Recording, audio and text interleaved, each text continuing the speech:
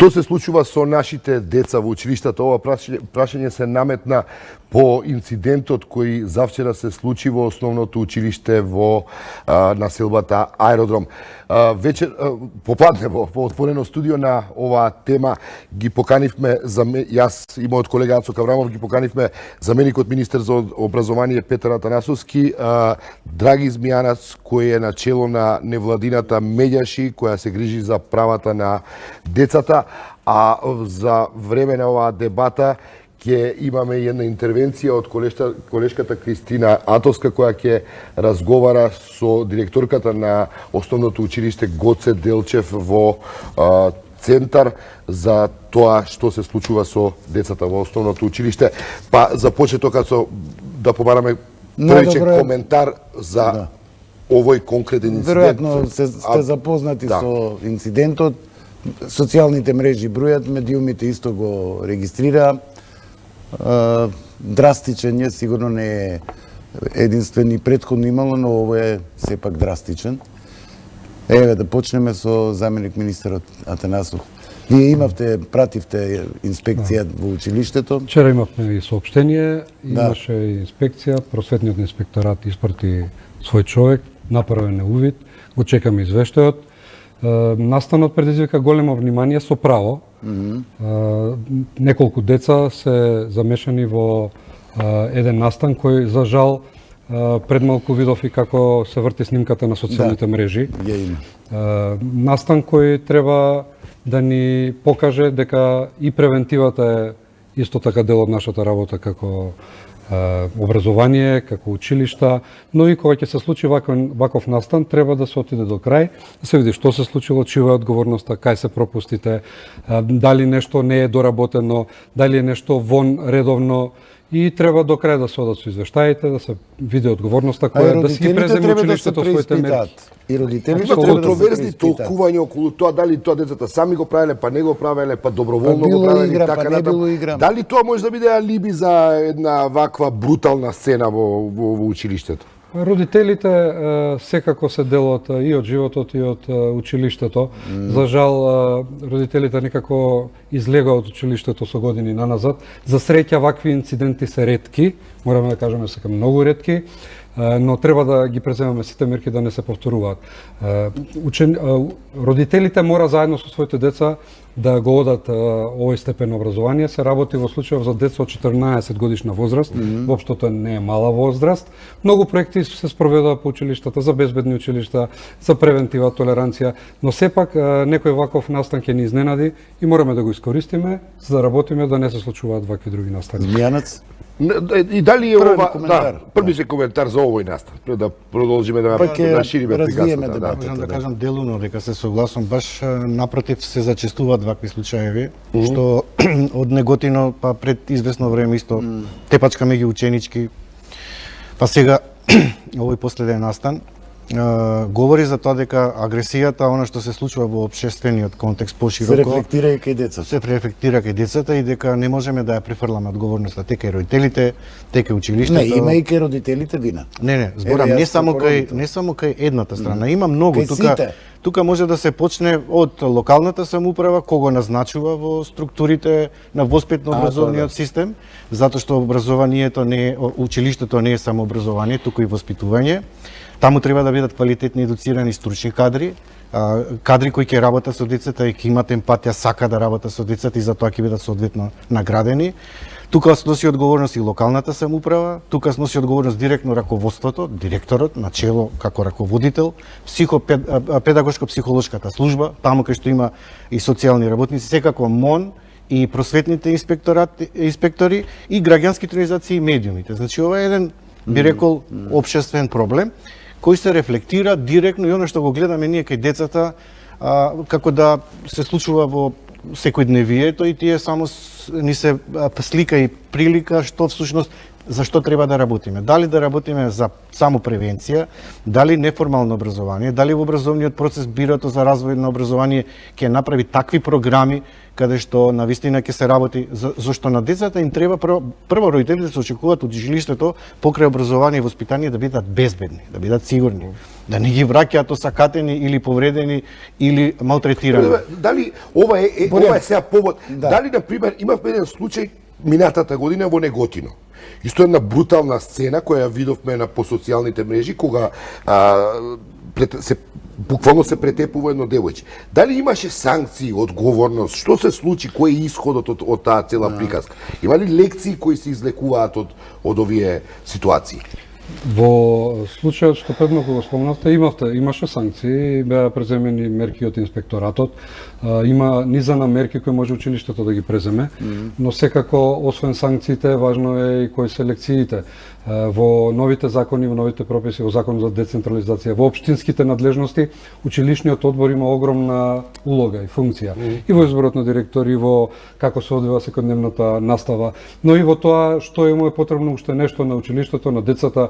Се разбира дека се согласуваме се дека воспитувањето како да исчезна нашите училишта, но има санкции и советувањето на родителите е една од законските санкции, каде што крајна мерка е исклучување на децата, доколку се овакво, ако може само да докажам, децата живеат во еден круг каде што дневно циркулираат илјадници вистински вести, лоши вести, агресивни вести, интернетот, социјалните медиуми бомбардирани се од секакви негативни вредности и сега тоа можеби на некој начин и влие врз нивната психа. Значи на децата не им е лесно во денешниот За да развиеме дебатата, ја предлагам сега колешката Атовска вчера и денеска го следи овој инцидент, би рекол, скандалозен во училиштето во Аеродром.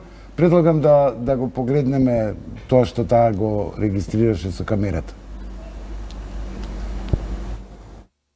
Каде е границата помеѓу играта и насилството? Дали некој внимава на децата за време на одморите? Каде е обезбедувањето? Вакви прашања се наметна откако јавноста дозна за случајот во основното училиште Ѓорѓи Апулевски, кога ученичка беше фрлена од прозорецот. Екипата на 1ТВ денеска го посети училиштето и се обиде да добие одговори од затекнатите родители. Велеа дека игра било. Така ја барем слушнав од овде. Од родителите, па ја како што се гледам, има обезбедување, сега колку се грижат, не знам да ви кажам. Мислам дека е преувеличено, не било тоа така. Од девојчињата од класот што учат со него, со девојченцето, тоа било како наводна игра, али и пак тоа не е игра. Да го турниш некое дете, да падне, може да се повреди. Дали некогаш претходно вашето внуче се пожалило на нас или груба игра деца? Има, да. Што не знам што да кажам. Не е добро. Малиот одмор го искористивме за да ги прашаме децата дали сите ја играат таа игра. Дел од нив рекоа дека слушнале за неа, но дека тоа оделение е единственото кое играло. Учениците додадоа дека не се случуваат насилни настани во нивното училиште. Јас не знам што се случува вчера. Видео има, викаа дека имало видео и дека тоа било само игра. Снимки на вистина постојат, а направени се од соучениците. По инцидентот ги предале на директорот Александар Филипчев, кој пак ни ги покажа за да се увериме дека фрленото девојче доброволно учествува во играта, односно, според неговите зборови, скока од прозорецот. Сепак, директорот не ги предал снимките на полицијата, туку само ги покажал на просветните инспектори. Прозорецот низ кој било фрлено девојчето се наоѓа од страничниот дел на училиштето. А како што вела дечињата кои ги сретнавме, но не смеевме да ги снимаме, од овде многу ретко поминува училишното обезбедување. Ова е единствениот прозорец на првиот кат кој нема решетки, а според зборовите на директорот причината е безбедносна, односно планот за евакуација. Инаку, директорот Александар Филипчев денеска не повика на брифинг во својата канцеларија, но не сакаше да даде изјава во нашата камера со образложение дека не сака публицитет, иако изутринава веќе дал изјава за друга телевизија. Филипчев не сакаше да ја образложи причината зошто се однесува селективно кон медиумите. Тој не повика во својата канцеларија откако ги забележа камерите околу училиштето, со обид да ни објасни дека случајов не треба да зазема толкави размери. На прашањата за надзорот врз учениците, одговори дека педагошкиот тим дознал за играта по инцидентот, а обезбедувањето не било надлежно за однесувањето на учениците, ниту пак смеело да влезе во училница. Просветниот инспекторат, но и општина Аеродром испратија соопштенија преку кои го осудија инцидентот, но не се огласија во јавноста со став дали ќе бидат преземени некакви мерки. Реакција пристигна и од коалицијата Маргини, од каде изразуваат особена загриженост за односот на директорот и надлежните. Во меѓувреме, се множат и реакциите на социјалните мрежи, а родителите прашуваат до кој спрат фрлање од прозор е шега. Тоа беше прилогот на колешката Христина Атовска, на која го предаваме сега следниот дел од дебатата во наредните 10 минути со незината гостинка, директорката на Основното училище Гоце Делчев во општина Центар, Наде Молевич. Крис, повели. Добар ден и од мене. Добар ден, господја Молеровиќ. Вие долго време сте во образованието, односно во просветата. Дали ви изненадува ова што го погледнавте? Знаете што ова е загрижувачки, затоа што може да се случи секаде, во секој училиште. Сега може би се случило тука, меѓутоа таков тип на игра, која што кај децата може би предизвикува некаков си кривање на адреналин, или еве јас сум херојот, кој е херојот, кој нема да биде херојот, и етикетирањето кој е тој што ќе успее да застане на нозе, или јас не им ја знам играта затоа што не ги гледав овие. Меѓутоа, знаете што, јас би сакала да апелирам да не разговараме ние за образование и сето она што ни се случува континуирано во смисол на едукација на младите, затоа што сите сме тука одговорни. Знаете, ние не можеме сега да ја префрлиме вината само дека е на директорот, на наставниците, на обезбедувањето. Во ваквите случаи јавноста има перцепција дека некако сите се оградуваат од одговорност и дека сите креваат раменици и велат не сме ние направивме се што е во наша надлежност. Токму затоа е проблемот кога ќе се појават вакви случаи, за тоа каде да се лоцира одговорност. Знаете, колку сме ние како луѓе спремни да си признаеме тамо доколку има некакви пропусти што треба да направиме. Значи, ние сите, не зборувам сега за момент, за било кој, да се преиспитаме дали сме добри и раководители, дали наставниците се добри наставници, дали родителите се добри родители. Јас мислам дека тој круг на родители, деца, ученици, наставници е апсолутно кругот кој што може да понуди соработка од која што ќе треба да произлезат идните начини на комуникација и за надминување на било какви недоразбирања во училиштата. На тоа треба да се работи, бидејќи актуелната состојба баш и не е таква во училиштата. Значи, знаете што секој училиште има своји правила на однесување, кои што секогаш задолжително се пренесуваат на почетокот на учебната година. Значи, должност е на секој наставник како оделенски раководител, бидејќи оделенските раководители си имаат и наставна програма животни вештини. Тоа е исклучително многу добар прирачник, каде што можат да ги спроведуваат на своите часови, на оделенските часови, теми и содржини кои што значат не само стекнување на знаење, туку стекнување на едни вакви социјални вештини, да знаат, да препознаваат, да донесуваат одлуки. Дали е оваа добра одлука што децата направиле, значи морале на некој начин сето тоа да бидат водени од наставниците. Што сакам да кажам? Доколку наставниците, ние како наставничка фела, ја сватиме на вистина многу сериозна нашата работа, како работа дека имаме голема обврска и одговорност, не само професионална, туку зборувам и општествена, да делуваме таму каде што ќе гледаме дека нешто не е во ред и да го исправиме. Дали наставниците имаат право да вршат надзор врз децата за време на одморите? Знаете што, мене повеќе ме загрижува ако, например, децата нешто што им се случува континуирано не ги известуваат или не разговараат со своите наставници. Предпоставам дека ние кога сме во училница, во разговорите кои што ги имаме на часовите на оделенските часови или не можеби кога имаме час на предавање, затоа што децата не сакаат секогаш само лекцијата да ја слушнат. Тие сакаат многу повеќе што е она што е животно искуство, кое што можеби нив ќе им користи. Доколку се разговарало со децата, како правите, што се случува за време на одморите, какво е другарството, како најдобро го поминувате времето. Ме разбирате, таков тип на прашања кој што ќе предизвика кај децата. Меѓутоа, тоа е отсуство, предпоставувам, на педагошка грижа.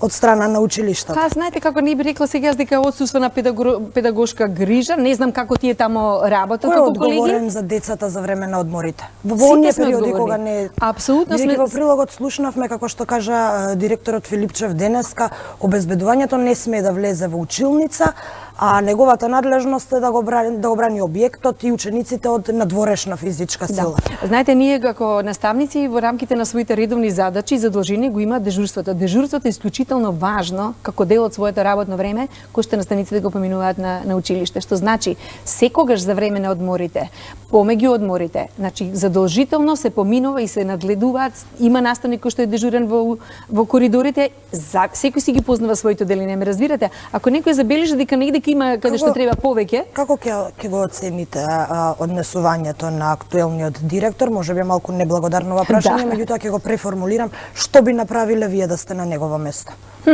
Што би направила? Знаете, прво би ги повикала децата, би разговарала нормално со децата, што дали тие согледуваат каква опасност и ризик носи оваа игра. Би ги прашала што мислите, дали можевте на дали можеше некој од вас да донесе одлука, како нели другарчиња, да каже, ало, немојте со таков тип на игра, може да биде ризичен, може да биде небезбеден. Можно ли е недела до 2 недели да се случува оваа игра, бидејќи малце е видливо, нели се работи за скокање преку прозор. Да се игра оваа игра, а никој во училиштето да не забележи. Бидејќи од сите изјави, сите кои ги прашавме, сите рекоа дека никој не забележал. Освен оние дечиња што ги сретнавме во холот, нели кои што нормално поради законот и не смееме да ги снимиме, тие сите беа запознаени, меѓутоа тврде дека тоа е измислица само на едно оделение и дека само во тоа оделение се игра. Дали е можно да не се забележи? Знаете како сега после оваков притисок општествен, социјален, претпоставам дека на многу од нив ќе им биде и кажано на децата што апсолутно не е дозволиво да се манипулира со децата, им се кажува немој да кажуваш што треба да кажеш, треба тоа да кажеш, немој бака, немој така. Значи зборувам општо и генерално, сакам навистина да си земам, јас не сум таа кој што треба да суди и да пресудува што и како, меѓутоа сега да не отидеме сега па во обрате да ме разбирате, да не вршиме сега па притисок врз децата да не кажуваат што се случува, затоа што апсолутно дури тогаш ќе правиме дупла штета на дека децата. насилството е сериозен проблем. Да. Дебатата после пак ќе ве вклучиме. Сега малку со Атанасов и со Змијанац. Еве, јас се потрудив во Законот за основно образование Атанасов има дека превенцијата е битна и тоа што го спомна Атовска, што ја прашуваше директорката, дека во холот на малите одмори треба да има дежурен наставник, а на големиот одмор и во дворот. Очигледно дека во ова училиште тоа затаило. Го регистрираше ли тоа инспекцијата вчера што беше таму? Инспекцијата се уште го нема. Оти изјавата на директорот дека немојте да линчувате и од детска игра да правите не е баш умесна. Државниот просветни инспекторат е независен орган во состав на Министерството и го чекаме извештајот сите да го видиме кој ќе биде доставен до сите надлежни институции, до општината, има пријави, има во законот делови кои се однесуваат на тоа, сега баш технички дека во овој ходник или во она како е дефинирано, има како насока што треба да се прави да се покрие. Многу од училиштата имаат собствени агенции ангажирано. Но дежурните наставници се задолжени да внимаваат на редот. Пошто агенцијата не може да влегува во училници и во ходници. Змијанац, како да го прекинеме овој круг на префрлање на одговорност? Тоа е поентата на Молеровиќ, кој вика сите сме одговорни и вие тоа го напоменавте. И родители, и деца, и наставници, и институции. Насилството и агресијата на државата. Да ги очигледно е дека не постои комуникација меѓу сите овие фактори кои сега секој има од нив одговорност. Но она што е важно е да постои некаков разговор, да се извлечат некакви заклучоци, некакви поуки од кои ќе се преземат понатаму некакви механизми кои ќе превенираат вакви ситуации. Четири работи се многу важни. Јас, бидејќи заменик министерот е тука, би му препорачал да се регулираат протоколите за постапување за превенција, за сузбивање, намалување на меѓуврсничкото насилство, така наречено булинг. Тоа е прво. Второ, да се кодифицира однесувањето меѓу учениците, ама учениците сами да придонесат во подготовка на кодексите, да не бидат формални И во тие кодекси да учествуваат и родителите, и децата, учениците, и наставниците. Значи тоа е како да се однесуваме меѓу себе, како да комуницираме. Трето, да не забораваме многу важно, одговорност за било кој настан. И четврто, мислам дека многу малку се работи со децата, таа агресија да се артикулира, да се канализира преку воншколски активности, преку образовни активности, каде што децата им недостига простор да бидат слушнати, некој да комуницира со нив. Значи, со завршување на училишниот час, и дома, и во училиште, со завршување на училишниот час, не можеме да се однесуваме незаинтересирано кон нашите ученици и да не ни интересира што се случува со нив. Наставната единица не е единствена обврска на наставникот. Уште нешто. Не е во ред да се релативизира настана со детска игра. Да. Навистина не е во ред. Јас сум малце запрепастен околу случајот. Кога се случил? Дали се случил на 28 или се случил тоа е завчера. пред 2-3 дена? Тогаш било Дали имало пријавено во полиција. Во полиција. Некој од родителите пријави. И тоа исто е многу интересно и она што мислам секоја чест благодарам на поддршката на МОН.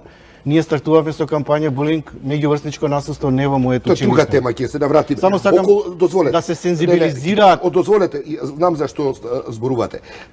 Која е улогата на Законот за основно образование? Предвиде посебна улога да имаат родителските совети. Односно родителите да бидат на известен начин вклучени во тоа што се случува. И видете, јас Советот на родители, не само училиште. Советот на родители. Имам впечаток дека тоа е проформе, како и многу други работи за жал за држава. Мора да го потврдам тоа. На многу места навистина формално се пристапува кон тие органи, иако законот ги дава можностите. Советот на родителите има право да ги разгледува сите прашања што се во контекст на училиштето. И Советот на родителите има право да поттегнува прашања и во врска со безбедноста, безбедносната средина, со децата, со управувањето на училиштето. Но во овој случај и во сите вакви случаи најважно од све да се разговара со децата. Децата да бидат дел од решението, децата да увидат дека сгрешиле, децата да видат кои биле последиците од тоа и сите да научат лекцијата. Не може со децата да не се разговара, како што кажа колегата Змијанец. Децата мора да се дел, да се разговара со нив, да се видат кои се причините за вакво однесување. Дали е тоа случајно, дали не е случајно. Понекогаш не е случајно, не се наивни детските игри. Да. За среќа е документирано, морам да кажам. Двајца родители пријавиле, еден во МВР, другиот во инспекција. Наставнот се случил во петокот меѓу 10 и 11 часот, а просветната инспекција веќе во 16 часот беше на увид и го документира случајот. Децата да разговараат, ние со Змијанат, со невладиниот сектор зборувавме за формите на организација на средношколците, дури зборуваме за основоделни. Децата да бидат вклучени во животот и во управувањето на самата средина, за да можеме да ги решаваме овие Не прашања. само тоа, туку треба да се гради култура за мир и ненасилство уште од рана возраст, уште во градинка, во основно училиште, во средно. Значи треба да има во наставните содржини таква комуникација, како младите меѓу себе треба на еден соодветен начин да комуницираат, а да не биде тоа агресија и насилство, како да се трансформира. Дали тоа ќе биде преку форум театри, дали преку дебати. Значи на децата им треба време, простор каде што ќе бидат слушнати. Не само детско учество форма ради форма, него детско учество во креирање на дури да ги креират и наставните содржини, да бидат запрашани активно да учествуваат во тоа. И родителите преку одборите И дали и учениците. општините кои добија надлежности во основното образование, дали развија механизми за инспекција, за некакво мониторирање на тие состојби, дали воопшто тоа функционира во општините? Морам да кажам дека со законот за Бидејќи децентрализација подигна- големи да, овластувања добија, добија обврски точно. општините, но општините немаат доволно вработени да покриваат многу работа. Најчесто во една општина има едно лице Немаат кое така капацитет. немаат капацитет, немаат луѓе. Значи, Едно тоа е лице кое проформа. се грижи за образование, за комуникација, ги подготвува материјалите за советот на општината, но мислам дека тоа е премалку за да може да бидат И да ангажирани бидеме во искрени, училиштата. јас не знам дали ќе се согласите, меѓутоа кога ќе се случи инцидент, обично децата одат под казна кај психологот и педагогот. Има многу малце форми на на следење разговор. на однесувањето на децата и да се превенира, да не се случи да се санкционира. Тука има работа многу и за социјалните работници, кои треба да знаат од каква средина доаѓаат, од какво семејство, треба да се следи од страна на наставниците однесувањето на децата, психолозите и педагозите треба да работат со децата, напоменав, и школски и воншколски активности, а не од како ќе случи настан и сега ајде иди кај психологот на педагогот, под казна, па таму не знам какви се санкции следат и кон децата и кон родителите. Многу е Директорка. само уште ова да докажам.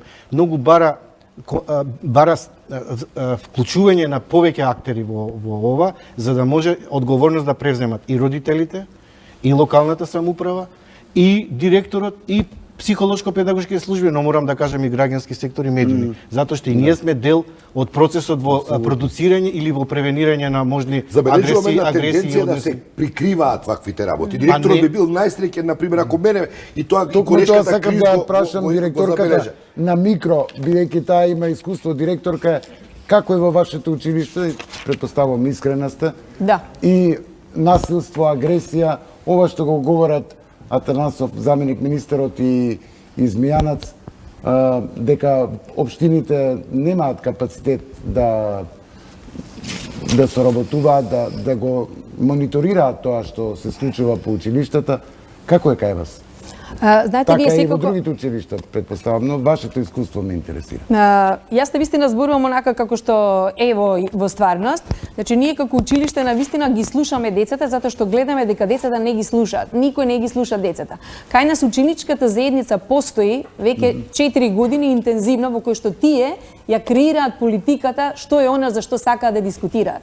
Минатата година ние бевме иницијатори, мојата ученичка заедница, нашата заедно со педагогот, ученичката заедница на нашите деца беше иницијатор за спроведување на една кампања да се превенира насилството. Значи тие сами беа презентери зошто доаѓа до насилство, како да се спречи, како да се препознае, кому да му се обратам, и тоа е исклучително е креативно, инспиративно и мотивирачки за децата. Меѓутоа, знаете што е најважно, што тие добија за себе едно такво слика на голема самодоверба, бидејќи тие можат и умеат тоа да го прават. Значи јас сакам да ги слушам децата и секогаш ги слушам, во смисол, сега доаѓа, нели сме 600 деленци веќе или така натаму, ние правиме анкети континуирано по одредени прашања за да ја детектираме каква ни е ситуацијата и каде и на кој начин треба да делуваме. Ние не можеме да успееме, секогаш имаме незадоволни родители, секогаш имаме и незадоволни наставници. Знаете, јас морам да кажам, наставниот кадар, можеби еве ако се преиспитаме, единствениот кадар кој што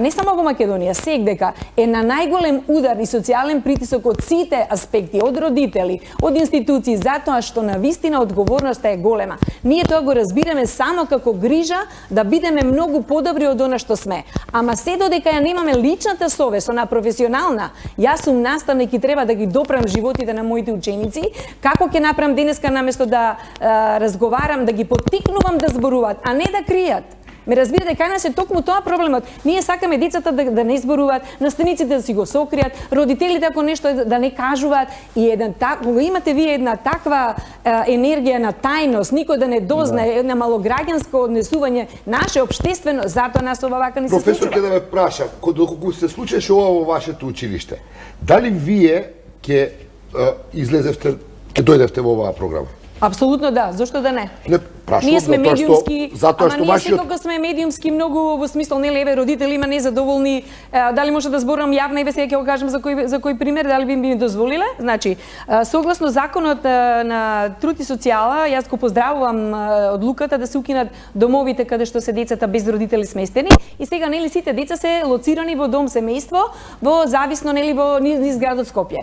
Во Капиште со една куќа се сместени неколку деца, од кои што нормално советникот во труд и социјала, со воспитувачи дојде во училиштето и праша дали вие ќе ги примете овие деца. Реков да, ќе ги примам. Замислете, имате разлика возрастна на ученик кој што има 14 години без родители и кој што треба со завршено трето оделение да оди во четврто оделение. Значи тој има 14 години, а децата во оделението во кој што треба да биде има 9 години. И сега, ако ви кажам дека ние верувајте ми, зборувам јавно, моите ученици знаат, моите родители знаат, моите наставници кои што секојдневно идеме и прашуваме како е долу ситуацијата. Детето е прекрасно прифатено со емпатија дека треба да му се помогне. Ама што се случи? Првиот ден родителите на платформа ме чека во училиште. Зошто? Затоа што тие не се согласуваат тоа дете со таква разлика доди во тоа оделение. И сега ние размислуваме затоа што сакаме да најдеме начин. И велиме добро, ајде размислиме. Ако имаме толку голема реакција од родителите да не може да се издржи тој притисок, да им штети на децата долу, ајде можеби ќе го ставиме негде меѓу неговите врзници, без обврска да слуша предмети од седмо оделение, за да не добија па сега дополнително, знаете, негативни ефекти. Еве јас не знам ништо. и да си го полага на, да речеме, на тромесече. Имавме воредна родителска средба. Јас сум многу среќна што мнозинство, да речем 95% од моите родители го прифатија тој факт и рекоа ние сме тука и ќе помогнеме. Меѓутоа имаше еден дел кој што не се согласи и јавно не прозива во медиуми. Јас реков, колку и да не прозивате, ние ќе застанеме за овие деца. Благодарам, ќе се вратиме повторно. Мене сега ме интересира ставот на заменикот министер околу овие состојби во реалноста, во училишните ходници и училници за кои зборува професорката Молеровиќ. Веднаш ќе одговорам директно на прашањето, само една реченица, мислам дека досега тоа не е спомнено. Училиштата се опремени, имаат кадар да се справуваат со секакви проблеми. Секој училиште има педагог и психолог и стручна служба во служба на директорот за да ги решаваат проблемите. Треба да се делува во секој случај. Мислам дека секој училиште треба да го најде начинот како да се справи со сите овие ситуации. Ние од овие случаи треба да извлечеме поука, да можеме да подготвиме програми и да можеме да работиме и превентивно. Но заедно со сите, беа спомнати родителите, беа спомнати децата треба да се зборува нив, да се вклучат и можеме многу тоа да направиме.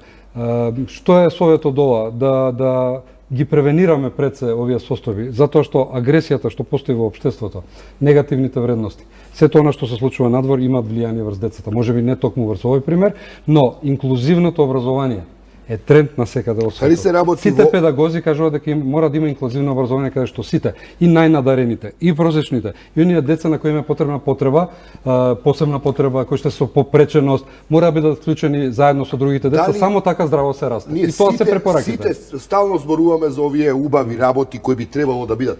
Дали ова што теоретски вакав убаво звучи се рефлектира во читанките, во содржините? Само момент, значи тоа е тоа прашање. Дозволете, веќе дел загатна. Дозволете, да, победете. И дали тоа ќе се направи, бидејќи толку зборуваме за тие проблематични содржини во учебниците. Некогаш родителите имаат реакција. Имаме повеќе случаи на Македонија каде што имало реакција во изминативе месец дена, каде што има реакција на родители, нешто не им се допаѓа. Со кои деца учат нивните деца, каде учат, колку се, па имате повлекување на деца од училиште, имавме во околните градови, сега да не спомнувам точно затоа што не е целната оваа емисија. Родителите реагираат и не често се согласуваат децата да учат со некои други деца поради некои причини. Се знае во ова општество што постои, како постои, но инклузивното образование е лекција за родителите. Ние мораме во законот тоа да го дефинираме, мора Бирото за образование да ги изготви сите алатки што се потребни, со граѓанскиот сектор треба да соработуваме, но не е лесно да се премине од фаза на општество каде што имате ризици, каде што имате фрустрации, каде што имате негативна енергија, во фаза на инклузивност, на соработка и на она што може да произведе здрави коментар. Сакавте да кажете? Да, сага коментар. Нема да земам улога на новинар, ама како граѓански сектор. Едно прашање за заменик министерот. Сигурно. Ако превенцијата е најважна за спречување на меѓуврсничкото насилство, која програма и кој е одговорен да се креира програма за воспитно-образовниот процес да се превенира ова? И каква е интеракцијата меѓу МОН и БРО во однос на програми кои на вистина... Не. Вака ги апострофиравме сите просветни... Биро за развој на образование. И Министерство за образование. Точно. Затоа што спомнавме инспектори, локална самоуправа, градоначалници, наставен кадар, педагози, психолози, граѓански... Меѓутоа БРО, Биро за развој на образование, има многу клучна улога и задача да понуди сет на превентивни програми кои ќе бидат вградени во воспитно-образовниот процес, каде што родителите со право ќе очекуваат општествена промена во образовниот систем да се превенира меѓуврсничкото насилство. Бирото за развој на образование е институција која токму треба да произведува вакви програми. За жал, изминативе години Бирото некако да не излезе од системот и од крувот, повеќе не е активно отколку активно. Јас лично би сакал многу повеќе да гледам советници од Бирото за развој на образование во училиштата, развивање нови програми, развивање на програми кои ќе придонесат децата здраво да растат, да спречуваме, да превенираме, отколку да гледаме инспекцијата. За жал, во случајов е неопходна за да ги расчисти работите. Бирото за развој на образование има законска обврска да ги развива овие програми и се надевам во соработка со Министерството да тоа А го ги произведе. развивали? Па јас, колку што мене ми е познато, има многу проекти кои наводно одат преку Бирото за образование. Јас не сум видел некоја нова иновативна програма која би влегла во образованието и би го правила. Тука и вие сносите одговорност како министер. Апсолутно, Зошто апсолутно. земаат плата тогаш? Па доста средства се користат за Бирото за развој за образование и мислам дека не го дава она што треба, но ќе го побараме и треба да го Бидејќи одговорноста е на крајот од денот ваш. Ацо, имам подсетување дека имаме од режија. куса пауза за реклами, се враќаме по не. Останете со нас.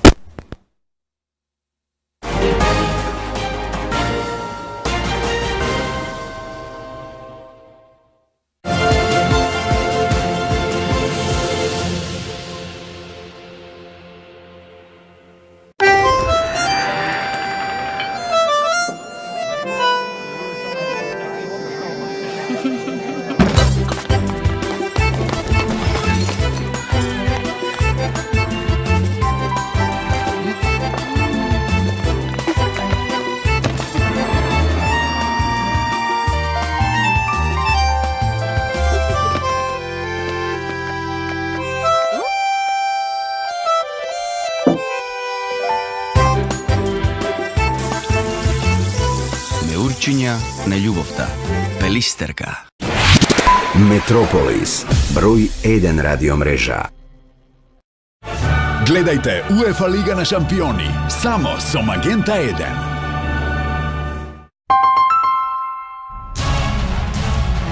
За врвно спортско доживување, одберете Ultra HD Samsung телевизор по супер цена.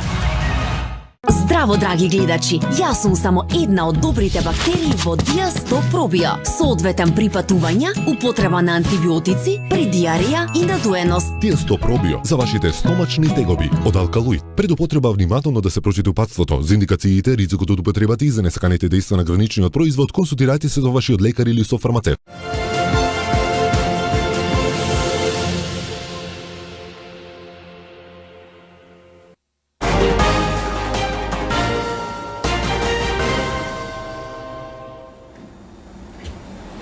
Да, направивме мала пауза за реклами.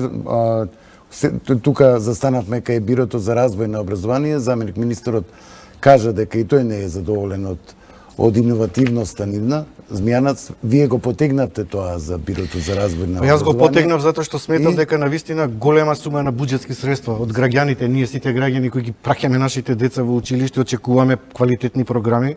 Може би и толку не се слеваат парите колку што немаме резултат. Па едно е дека се слеваат големи средства и буџетски, а друго е да се оправда работата на Бирото за развој на образование соодветно за оно за што се наградени.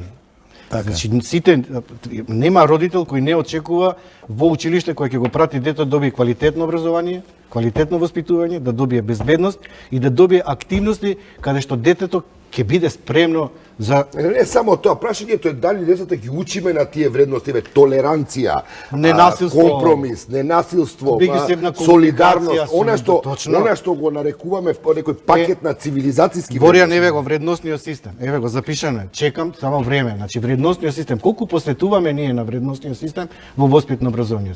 Колку децата знаат што е, како што кажавте, солидарност, хуманост, емпатичност, сочувство. И видите во тие тепачки кога има, вие гледате дека има ученици кои гледаат и не реагираат, не го превенираат, не го трансформираат конфликт. Тоа беше одвратното во снимка од Неготино, каде што децата просто аплаудира како Зашто децата не се стават во улога или на жртвата или да го трансформираат конфликтот, каде да има обични форми, форум театри каде што една конфликтна ситуација може да се трансформира со активно учество на учениците кои ќе го насочат на поинаков начин да се реши тој конфликт. Постојат веројатно методи.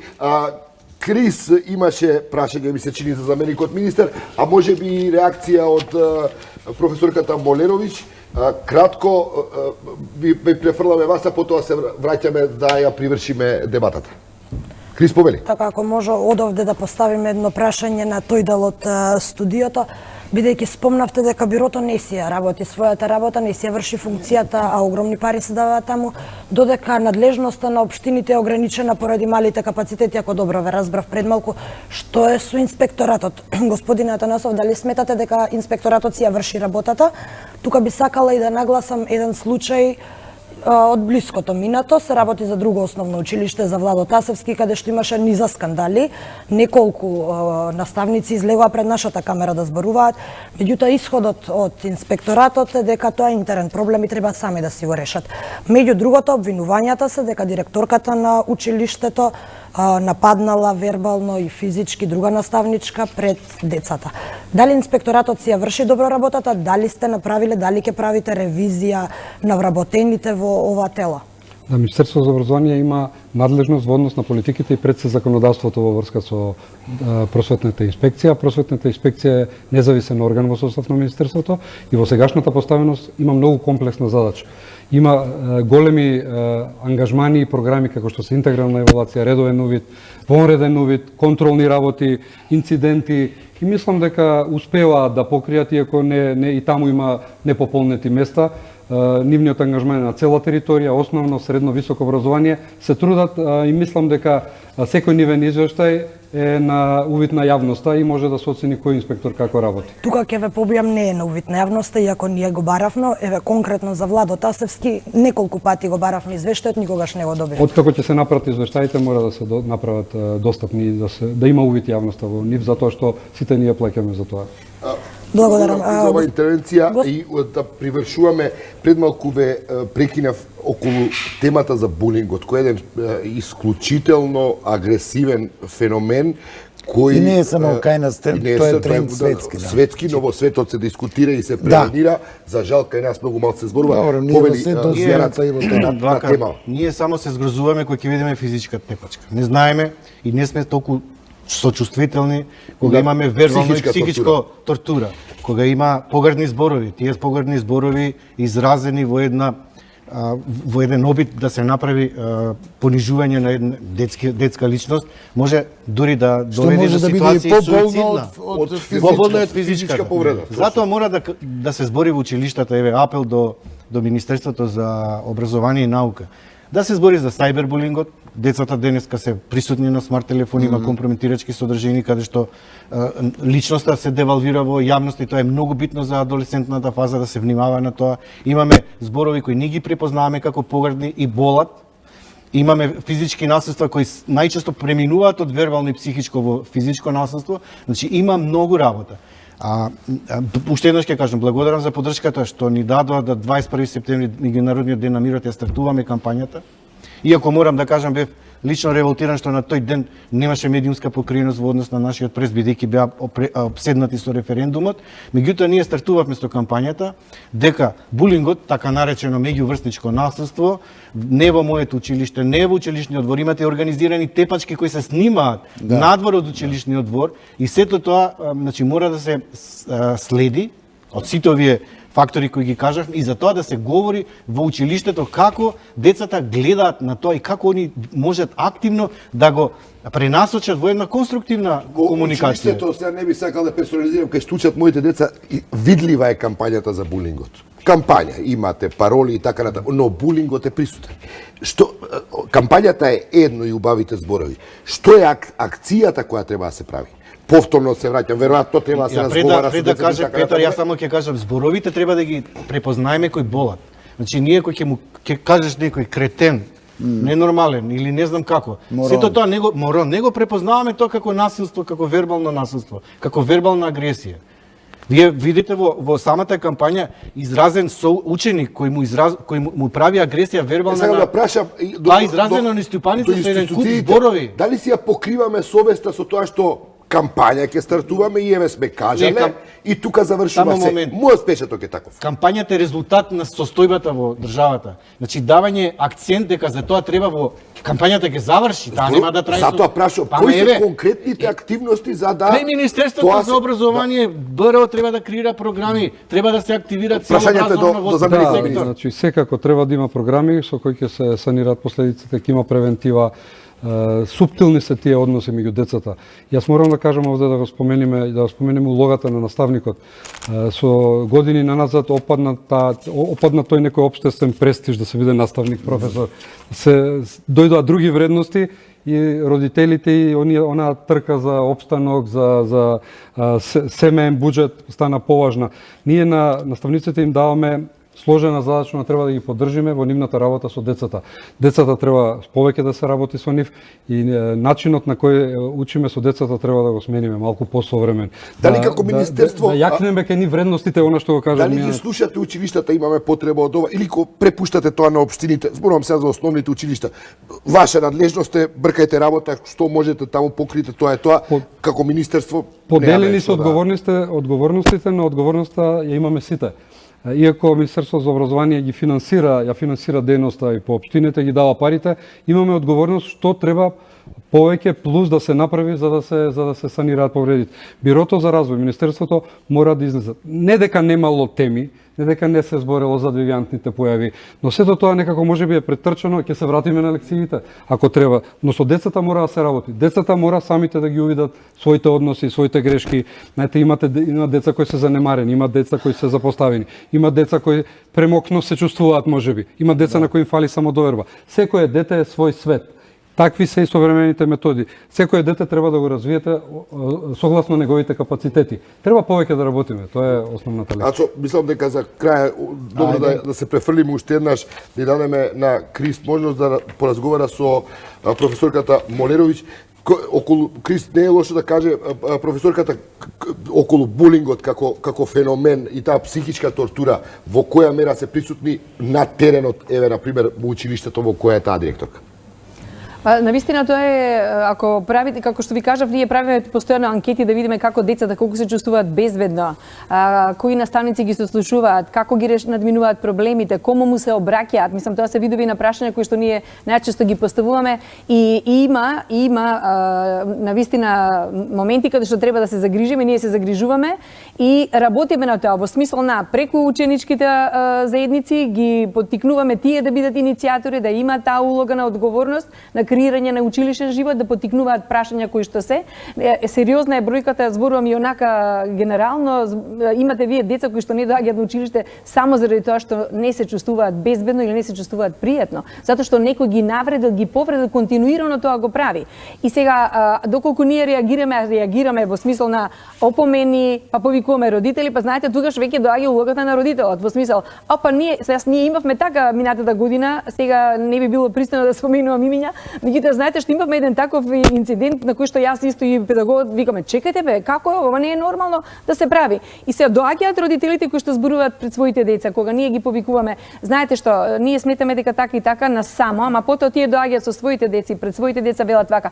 Па што? Па тоа е нормално, па и ние тоа сме го правеле. Викам ве молам, немојте пред дете да кажувате дека нешто е нормално кога не е нормално. И ние кога ќе сакаме да поттикнеме педагошки мерки, имаме реакција зошто тоа го правиме. Значи, дали треба да се работи со родителите? Бидејќи сите во студиото се согласивте дека треба да се работи со децата, меѓутоа што е со другите две алки од Синџерот, со родителите и со просветните работници? Дали можеби со нив треба да се работи? Апсолутно треба. Заменик министерот веќе спомна дека просветата веќе и не е толку не е атрактивна. И атрактивна професија точно така. Не е атрактивна и знаете што вика дека во образование треба секогаш да доаѓаат оние кои што ја сакаат таа професија, затоа што таа се работи со срце, што велат. Не се работи заради плата, затоа што платата не е добра. Наградата е љубовта и она што го добивате за возраст од децата. Кој е најслабата алка? Најслабата алка е комуникацијата заедничка меѓу родителите и меѓу училиштето.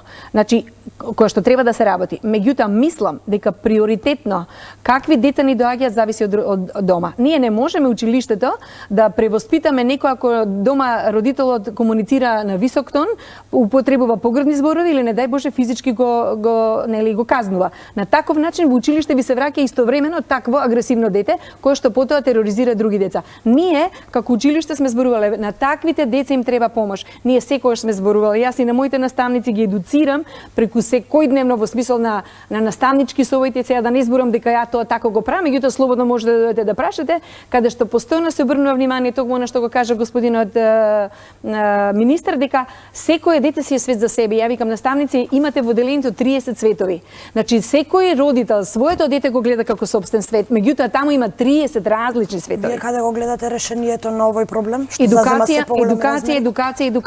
Прво, родителите да си признаат сами на себе каде како родители ја скршнуваат родителската улога, како и на кој начин ги воспитуваат децата. Наставниците и училишта да се приспитат што е она што ние треба да го промениме, и јас сум апсолутно за тоа да се прашаат и децата што е тоа што на нив им пречи и да го прифатиме нивното мислење. Дека тоа што нив им пречи, им представува непријатност, каде што не можат да учат, не се чувствуваат комфортно, ние треба да се замислиме, затоа што тоа не е критика, туку е тоа слушање на еден глас кој што може да не направи да бидеме подобри. За крај накратко да не можете да интересно и корисно е, и многу и мене ми е интересно ова што го говори од терен директорката, но минутите некако ни се при крај. Уште да дадеме завршно на оваа дебата на заменик министерот и порака до родителите, наставниците. Што правиме сега? Што треба? Знаеме дека општеството ни е невралгично, дека има хистерија, има агресија, има насилство. Што правиме сега? Сите сме одговорни за децата, секој од свој аспект. Министерството за образование заедно со граѓанскиот сектор изминативе 2-3 години работеше напорно. Во работната верзија на Законот за основно образование има повеќе проекти и програми. Еве само членот 39 па членот 43 има многу програми за соработка со родителите, програми за заштита од насилство, злоупотреба. Тоа е со граѓанскиот сектор многу дефинирано. Но како да е тоа се на хартија. Мислам дека тоа ќе го имплементираме полека како што законот ќе доаѓа во фаза. Изгледа дека реалноста налага тоа да не иде полека, да иде малку побрзо до ќе се обидеме. Но се разработени темите, многу ни помага граѓанскиот сектор, се детектирани и булингот и другите форми на злоупотреби. Јас ќе накратко дека треба активно учество на децата во креирање на активности, форми, програми со нив, да има воншколски активности, мислам дека се заборавија воншколски активности и да се посети внимание на воспитувањето. Одморалиштата кои порано ги памтиме кога децата одеа во, не знам, Крушево, Шулами, на Претор. Тоа е се руинирано. Тоа е сега веќе руинирано се или приватизирано. Можеби можно за многу тоа е она што сега се прави да. тим билдинг по фирмите, добро би било да се прави како тим билдинг во училиштата, доколку државата го овозможи тоа се разбира. Тоа во септември треба да го прават сите. Пред неколку дена бев во еден град низ Македонија и токму тоа го правиат. Тим билдинг однесува цел ден деца во прва година во гимназија, каде што во Делчево, каде што успеа во цело тоа дружење да ги запознаат децата, повеќе да комуницираат за да не се случуваат вакви работи. Се согласувам дека тоа е потребно. Добро, Ацо, па тоа би било се за ова на оваа тема. Јас и Ацо се враќаме повторно во студиото во 21 часот. Гостинка е вице-премиерката Радмила Шекеринска. Ќе чуете една анализа од професорот Денко Малевски. Тема е предвремени избори или решение за преспанскиот договор во собранието. Ви благодариме на учеството. Благодариме за поканата.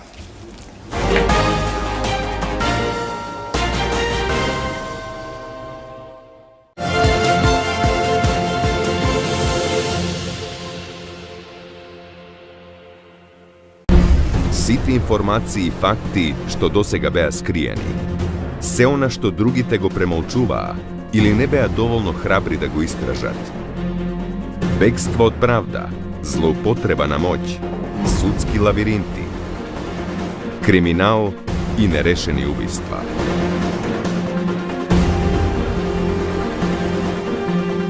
Еден ТВ ќе ви ги обезбеди одговорите што секогаш сте ги барале. Наскоро, Македонски инсайдер на Еден ТВ.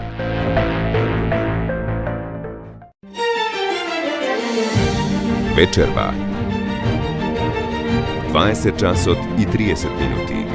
Приказната за животот и растот на една од најголемите владетелки продолжува.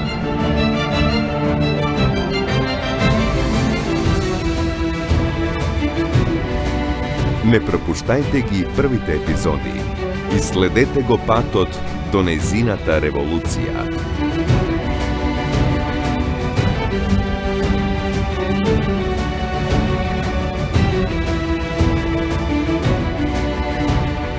часот и 30 минути. Екатерина Велика.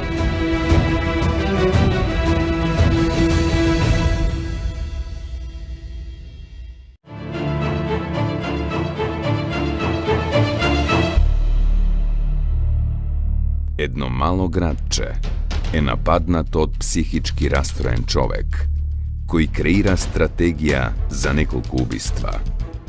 Но неговата бизарна игра ќе биде откриена и чекор по чекор следена.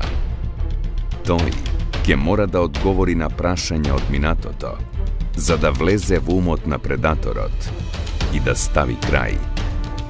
Вечерва. 22 часот и 20 минути. Еден од најдобрите трилери за 2017 година. Сладката Вирџинија.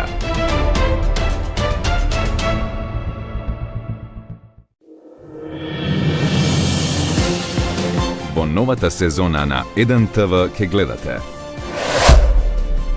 Ексклузивно ви го враќаме ексклузив во вашиот дом. Најновите скандали, трачеви и афери поврзани со јавните фаци ги знаете токму овде. Животот на познатите, нивниот лајфстайл и кариери во наши раце. Дознајте ги на ексклузивните вести во ексклузив секој работен ден на 1 ТВ. Бидете со нас.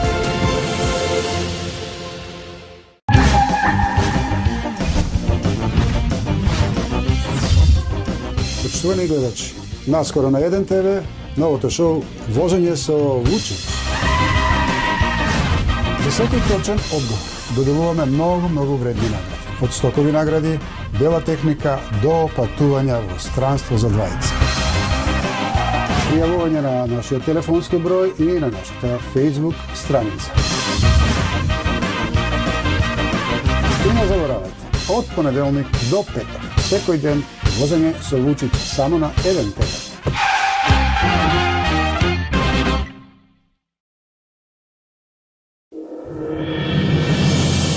Внимание! Мода со Сергеј Варошлија. Внимавајте како се фотографирате и што облекувате. Гледајте не во новото издание на Студио 1 секој работен ден на тема мода со мене Сергеј Варошлија. Ке биде оштро. Хаштаг ке ми пукне душата. Бидете со нас. Дневна доза вкусни рецепти и корисни кулинарски совети. Брзи идеи и трикови во кујната што навистина функционираат. Секој работен ден во 16 часот и 30 минути. Гледајте го кулинарското шоу на 1 ТВ. Маја готви. Во новата сезона на 1 ТВ ќе гледате Вашите мислења и ставови на актуелни теми само во вашата 1 минута на 1 ТВ. Со мене, Јана Јосифовска, секој работен ден. Бидете со нас.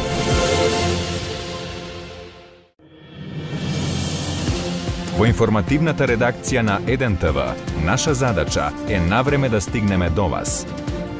Прецизно, проверено, динамично.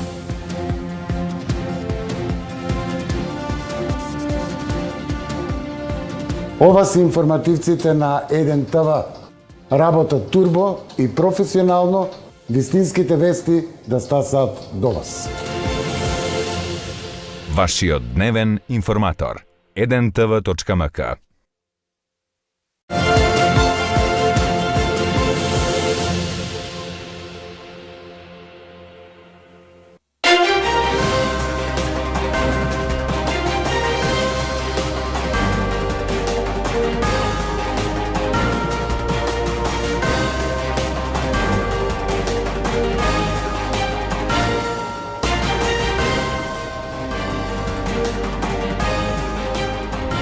Добар ден, почитувани гледачи, вие сте со вестите на 1 ТВ во 18 часот. И натаму не стивнуваат реакциите на јавноста поради детската игра во која соученик се фрла преку прозорец. Случајот во основното училиште Ѓурѓе Апулевски во Скопски аеродром, кај родителите неколку дена подоцна го пријавиле во полиција, ја крена земјата на нозе. Што точно се случувало, односно како изгледа непромислената игра, веќе може да се види од видеоснимките што почнаа да кружат по социјалните мрежи. 1 ТВ денеска беше во Ѓурѓе Апулевски за да поразговара со родителите, но и со учениците. Директорот на училиштето појаснува дека девојчето фрлено низ прозорец доброволно учествувало во играта. А додава и дека овој случај не треба да зема толкави размери. Каде е границата помеѓу играта и насилството? Дали некој внимава на децата за време на одморите? Каде е обезбедувањето? Вакви прашања се наметна откако јавноста дозна за случајот во основното училиште Ѓорѓија Пулевски, кога ученичка беше фрлена од прозорецот. Екипата на 1ТВ денеска го посети училиштето и се обиде да добие одговори од затекнатите родители. Велеа дека игра било. Така ја барем слушнав од овде. Од родителите, па ја како што се гледам, има обезбедување, сега колку се грижат, не знам да ви кажам. Мислам дека е преувеличено, не било тоа така. Од девојчињата од класот што учат со него, со девојченцето, тоа било како наводна игра, али и пак тоа не е игра. Да го турниш некое дете, да падне, може да се повреди. Дали некогаш претходно вашето внуче се пожалило на